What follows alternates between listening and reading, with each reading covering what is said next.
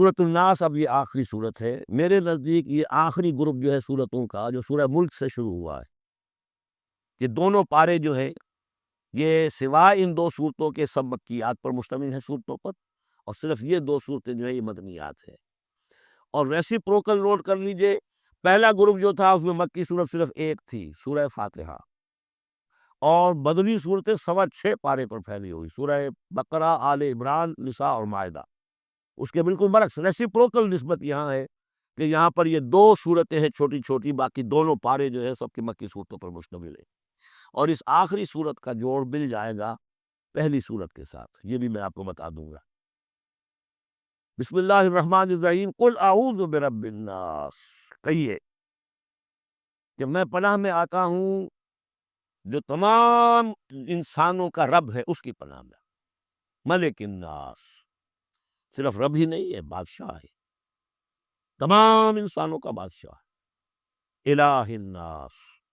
تمام انسانوں کا معبود ہے. من شر الوسواس الخناس، اس وسوسہ کرنے والے خناس کی جو پیچھے چھپ جاتا ہے. الذی یوسوس فی صدور الناس، جو لوگوں کے سینوں میں وسوسہ اندازی کرتا ہے، اس کے شر سے پناہ مانگتا ہوں. یہ جو شیطان لعین ہے جس کے بارے میں آتا ہے کہ ان الشیطان یجری من الانسان مجری الدم، حضور کی حدیث ہے یہ شیطان تو اس طریقے سے انسان کے وجود میں سرایت کر جاتا ہے جیسے کہ خون سرایت کر رہا ہے. یہ شیطان جو ہے، اور یہ آپ وہ بھی پڑھ چکے ہیں، وَلَقَدْ خَلَقْنَا الْإِنسَانَ وَنَعْلَمُ مَا تُوَسْوِسُ بِهِ نَفْسُهُ، ہم نے انسان کو بنایا، ہم جانتے ہیں کہ اس کا نفس امارہ جو ہے، اِد اور لبیڈو، اس کو اندر کیا وسوسہ اندازی کرتا رہتا ہے. تو شیطان کو بھی قول اور اختیار حاصل نہیں ہے. ہمارے اپنے سفلی داعیات، ہمارے جو اینیمل انسٹنکٹس ہیں، ہماری جو خواہشات ہیں، شہوات ہیں، ان کو وہ بھڑکاتا ہے. جس کے لیے حدیث میں آتا ہے کہ اس کی تھوتنی جو ہے وہ زمین جو وہ دل کے اوپر ٹکا کر پھونکے مارنی شروع کرتا ہے تاکہ وہ شہوت میں اشتعال پیدا ہو جائے اور سفلی جذبات میں اشتعال پیدا ہو جائے. اس کی اس کو اللہ تعالیٰ نے طاقت دی ہے. یہ ہے وسوسہ، وسواس الخناس. اور خناس کیوں کہا؟ اگر آپ ذکر کریں گے لا حول ولا قوت الا باللہ، فوراً بھاگ جائے گا. تو ذکر سے جب دل خالی ہوتا ہے، دل میں اگر اللہ کی یاد نہیں ہے تو شیطان آئے گا، تھوتنی ٹکائے گا اور پھونکے مارے گا. یہ چونکہ شیطان کی یہ ساری ترکیب انسان پر اثر انداز ہوتی ہے اس کے اپنے نفس کے وساطت سے، اندر سے،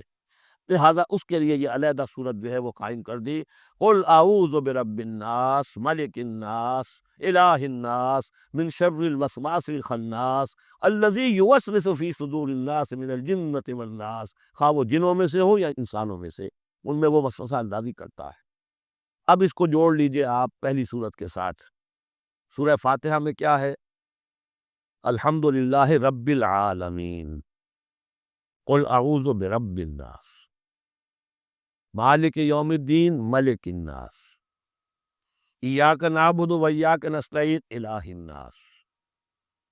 اس کے بعد کیا ہے؟ ہم آپ سے مدد چاہتے ہیں، اہدنا الصراط المستقیم. یہاں اس کے برعکس ہے، ہمیں اپنی پناہ میں لے لے. بات تو ایک ہی ہے، ہمیں سیدھی راہ کی ہدایت دے، ہمیں شیطان سے پروٹیکشن عطا کر دے. بات ایک ہی ہے، مضمون بالکل وہی سورہ فاتحہ کا. قل اعوذ برب الناس، الحمدللہ رب العالمین، الرحمن الرحیم، مالک یوم الدین، ملک الناس. اور معبود ہے ایاک نعبد و ایاک نستعین. اب ہم نے استعانت مانگی. اب استعانت، استعاذہ، یہ ایک ہی طرح کے الفاظ ہیں. مدد مانگنا، پناہ طلب کرنا، استغاثہ، استعانہ، استمداد، مدد مانگنا، استنصار، نصرت طلب کرنا، باب استفعال کے تمام الفاظ جمع کر دیجئے. تو عبادت، ہم عبادت کرتے ہیں تیری، ایاک نعبد، لیکن ہمیں استعانت، تیری مدد چاہیے اس کے لیے. تو معبود ہے، ہم تیری عبادت کا فیصلہ کرتے ہیں لیکن تیری مدد کے محتاج ہیں. اے اللہ، ہم تیری عبادت کا وعدہ کرتے ہیں لیکن تیری طرف سے ہمیں پروٹیکشن چاہیے کہ شیطان کے وسوسوں سے، وسوسہ اندازی سے ہمیں محفوظ کر دے. اس طریقے سے یہ سورہ مبارکہ ایک اعتبار سے مثنیٰ بن جاتی ہے سورہ فاتحہ کا، اور گویا کہ قرآن مجید کی آخری صورت اور پہلی صورت کے مابین ایک مشابہت قائم ہو جاتی ہے. بارک اللہ لی و لکم فی القرآن العظیم ونفعنی وایاکم بالآیات والذکر الحکیم. دعا ایک تو ابھی ہم پڑھ لیں گے، جو دعا ختم قرآن ہے، میں اس کا ترجمہ آپ کو بتا دینا چاہتا ہوں تاکہ آپ جب وہ دعا سنیں گے تو پھر اس کا ترجمہ بھی آپ کے سامنے رہے. یہ اور بڑی اہمیت کے ساتھ اس دعا کو سمجھیے. اللہم آنس وحشتی فی قبری، اے اللہ میری قبر میں جو وحشت ہوگی تنہائی کی، اس وحشت کو دور کرنے کے لیے مجھے قرآن مجید کا انس عطا کر دے۔ واقعہ یہ ہے کہ میں جب یہ دعا پڑھا کرتا تھا، جس زمانے میں ابھی آتش جوان تھا، تو میں سمجھتا تھا یہ تو اضافی سا جملہ ہے، اصل تو آگے ہے، اللہم ارحمنی بالقرآن العظیم وجعلہ لی اماما ونورا وہدی ورحمہ۔ لیکن اب جب موت قریب نظر آتی ہے اور قبر جو ہے وہ نظر آ رہی ہے، تو معلوم ہوتا ہے کہ اہم ترین حصہ یہی ہے، اس دعا کا جو پہلا حصہ ہے، اللہم آنس وحشتی فی قبری، اس وحشت کو مانوس میرے لیے بنا دے، لیکن مانوس بنے کہ قرآن کے ذریعے سے، وارحمنی بالقرآن العظیم، اور مجھ پر رحم فرمائیو اس قرآن عظیم کی بدولت، وجعلہ لی اماما ونورا وہدی ورحمہ، اور اس دنیا میں پروردگار اس قرآن کو میرے لیے امام بنا دے، میں اس کی پیروی کروں۔ لیکن یہ الفاظ کہتے ہوئے اپنے دل کو دیکھنا ہوگا کہ خود اپنا ارادہ ہے یا نہیں، عزم ہو کہ ہاں اب قرآن کو اپنا امام بنانا ہے، اس کے پیچھے چلنا ہے، تب تو اللہ تعالیٰ سے دعا کرتے ہوئے بھی انسان جو ہے پھر اسے سجتی ہے یہ دعا، اور ایسا کوئی شعوری فیصلہ ہے ہی نہیں، پھر یہ ایک روٹین ہے، بس آپ نے ایک الفاظ ہے جو زبان سے کہہ دیے ہیں، ذالک قولہم بافواہہم، اپنے منہ سے نکلنے والی باتیں اور کچھ نہیں، وجعلہ لی اماما ونور، نور بنا دے، وہدن، ہدایت بنا دے، اور رحمت بنا دے، اللہم ذکرنی منہ ما نسیت، اے اللہ مجھے یاد کرا دے اس میں سے جو میں بھول جاؤں، وعلمنی منہ ما جہلت، اور جس چیز کو میں اس میں سے جانتا نہیں ہوں، اور ہم تو سب سے جاہل ہیں، کتنے فیصد لوگ ہیں جو جانتے ہیں قرآن میں ہے کیا، لیکن بہرحال دعا مانگیے کہ اللہ تعالیٰ ہمت دے، آپ قرآن سیکھیں، قرآن سیکھنے کے لیے عربی سیکھیں، علمنی منہ ما جہلت، لیکن یہ بھی اگر آپ کا اپنا ارادہ نہیں ہے کہ سیکھنا ہے، تو اللہ تعالیٰ زبردستی تو آپ کے دل میں آ کے قرآن کا علم نہیں ڈال دے گا۔ قرآن کا علم تو بڑی قیمتی شے ہے، دنیا کا کوئی فن ہو، کوئی معمولی سا کوئی فن ہے، وہ بھی سیکھنا پڑتا ہے، محنت کرنی پڑتی ہے، جیسا کہ حضرت علی نے فرمایا، بڑے اونچے اشعار ہیں، یغوث البحر من طلب اللآلی، جو شخص بھی موتیوں کا طلبگار ہوتا ہے اسے سمندر میں غوطہ زنی کرنی پڑتی ہے، ومن طلب العلا سہر اللیالی، جو کسی بلند مقام تک پہنچنا چاہتا ہے زندگی میں، وہ راتوں کو جاگتا ہے، محنت کرتا ہے، پڑھتا ہے، جو بھی مشقت کرتا ہے، ومن طلب العلا من غیر قد، اور جو کوئی بلندی کا طلبگار بن جائے بغیر کوشش کے، اضاع العمر فی طلب المحالی، پھر وہ اپنی عمر ضائع کر بیٹھتا ہے ایک محال چیز کی طلب میں، وہ تو ہونے والی بات نہیں ہے، یہ دنیا اللہ نے بنائی ہے کہ محنت کرو۔ تو یہ دعا مانگتے ہوئے علمنی منہ ما جہلت، تو اپنا ارادہ کریں پختگی کے ساتھ، اور چونکہ یہاں وہ نظام اب چلنے والا ہے، اس کا پراسپیکٹس بھی نیچے موجود ہے، 1 ایئر کورس جو ہم نے شروع کیا ہے انجمن خدام القرآن کے تحت، وہ لاہور میں ہوتا آ رہا ہے بہت سے سالوں سے، یہاں بھی 1-2 مرتبہ ہو چکا ہے، اب اس سال پھر یہ شروع ہو رہا ہے،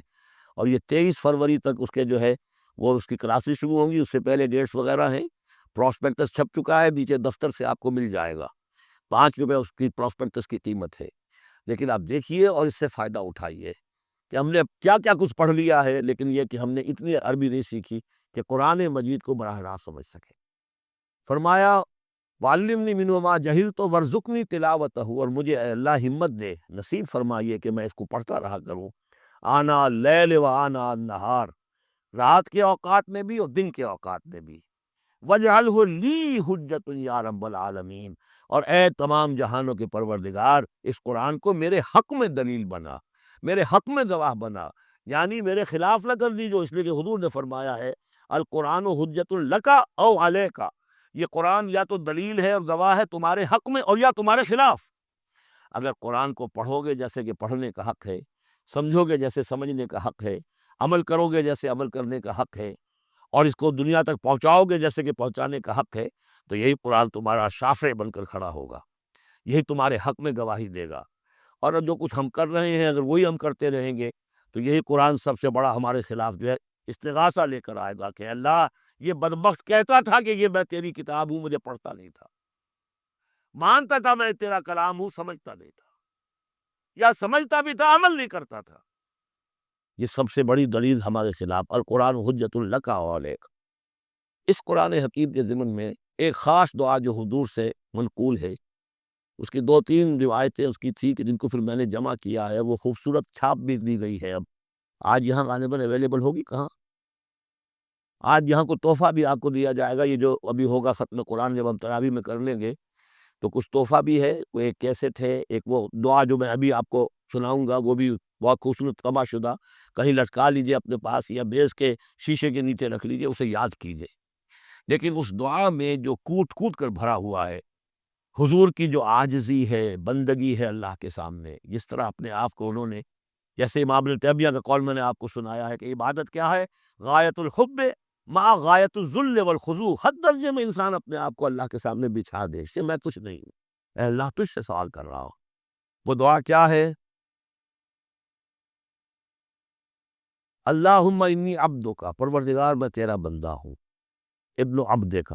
میرا باپ بھی تیرا ادنا غلام تھا، وابن امتک، میری ماں بھی تیری ادنا کنیز تھی، فی قبضتک، میں تیرے قبضہ قدرت میں ہوں، ناصیتی بیدک، میری پیشانی تیرے ہاتھ میں ہے، ماضٍ فی حکمک، میرے پورے وجود میں تیرا ہی حکم جاری و ساری ہے، عدل فی قضاؤک، اور میرے بارے میں جو فیصلہ تو کرے وہ عدل ہی پر مبنی ہوگا، اسألک، میں تجھ سے سوال کرتا ہوں، بکل اسم ہوا لک، ہر اس نام کے حوالے سے جو تیرا ہے، قرآن میں بار بار ہم نے پڑھا فدعوہ بہا، للہ الاسماء الحسنی فدعوہ بہا، اللہ کے ناموں کے حوالے سے دعا کیا کرو۔ اسألک بکل اسم ہوا لک، جو تیرے نام ہے، انزلتہ فی کتابک، جسے تو نے اپنی کسی کتاب میں نازل کیا، او علمتہ احدا من خلقک، یا تو نے اپنے مخلوق میں سے کسی کو سکھایا، اب استاثرت به فی مکنون الغیب عندک، یا اسے ابھی اپنے پاس اپنے غیب کے خزانے میں محفوظ رکھا ہوا ہے، سارے ناموں کا حوالہ دے کر اسألو کا کیا، ان تجعل القرآن ربیع قلبی، اس قرآن کو میرے دل کی بہار بنا دے، ونور صدری، میرے سینے کا نور بنا دے، وذہاب ہمی، اور میرے ہموم اور غموم کا، غموں کا اور جو بھی تفکرات ہیں ان کا دور کرنے والا، جلا حزنی، میرا کوئی غم ہو افسوس ہو اس کو بھی ختم کر دینے والی چیز، اس کا ذریعہ اس قرآن کو بنا دے۔ تو یہ بڑی عظیم دعا ہے جس میں ایک طرح عبدیت کی انتہا ہے، تواضع، اللہ کے سامنے تذلل، اور پھر یہ کہ مانگنے کی شے اصل میں قرآن سے کیا ہے، اللہ سے مانگنے کی شے کیا ہے، الرحمن علم القرآن، یہ ہے سب سے بڑی دولت۔ یا ایھا الناس قد جاءتکم موعظۃ من ربکم وشفاء لما فی الصدور وہدی ورحمۃ للمؤمنین قل بفضل اللہ وبرحمتہ فبذلک فلیفرحوا ھو خیر مما یجمعون۔ تو یہ دعا جو ہے آپ مانگیں گے، اور اسی پر اب میں اپنی یہ گفتگو ختم کر رہا ہوں۔ بہرحال جو بھی خدمت میں کر سکا ہوں، 25 دن آج ہو گئے ہیں، اس سے پہلے 3 دن میں یہاں آ چکا تھا، 2 دن میرے لیکچرز ہوئے ہیں یہاں پر تعارف قرآن کے ضمن میں، 25 دن تک یہ معاملہ چلا ہے، روزانہ 4 گھنٹے، آج 2 گھنٹے 2.5 گھنٹے ہو گئے ہیں، ایک روز 5 گھنٹے بھی تھے۔ اللہ تعالیٰ میری اس محنت کو قبول کرے۔ اس دفعہ میں نہیں سمجھتا تھا کہ میں یہ کر سکوں گا، بڑی ڈرتے ڈرتے میں نے اپنے اس خواہش کا اظہار کیا تھا، اللہ سے دعا کی تھی، اس لیے صحت بہت خراب چل رہی تھی، لیکن بہرحال اللہ نے ہمت دی ہے۔ اب جس کو بھی اس سے کوئی خیر پہنچ جائے وہ میرے حق میں بھی دعا کرے۔ باقی اصل بات سمجھنے کی یہ ہے کہ 25 دن تک جو کچھ قرآن ہم نے سمجھا ہے، اب میں چاہوں گا کہ اس کے بعد یہ نماز ہم پڑھیں گے، اس کے بعد وہ دعا جو ہے ختم قرآن کی امام صاحب حافظ صاحب ان کے پیچھے ہم نے سنا ہے وہ مانگیں گے، اس کے بعد شیرینی اور تحفہ تقسیم ہو جائے گا، اور پھر یہ سمجھیے کہ آدھے گھنٹے کا وقفہ ہوگا تاکہ آپ وہ فریش اپ ہو جائیں۔ پھر 1 گھنٹے میں جتنے سوالات کے جوابات میں دے سکوں گا، جو سوالات آئے ہیں میں جواب دوں گا، باقی کو پھر قرض رکھ لیں گے، پھر کسی کبھی یار زندہ صحبت باقی، اور پھر جو ہے مجھے آپ سے آخری گفتگو کرنی ہے، اور مجھے بتانا ہے کہ دین کا کوئی کام جو میں کر رہا ہوں کس نہج سے کر رہا ہوں، اس کے کون کون سے شعبے ہیں، کس کس سے آپ کس طور سے متعلق ہو سکتے ہیں، اس میں میری دعوت کیا ہے،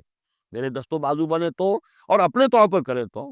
اللہ تعالیٰ کے دین کے لیے۔ اب یہ سارا کچھ قرآن سننے کے بعد بھی ایسا نہیں ہونا چاہیے کہ ہماری زندگی وہیں رہ جائے، اسی رخ پر رہ جائے یہ جو اس رمضان کی آمد سے قبل تھی۔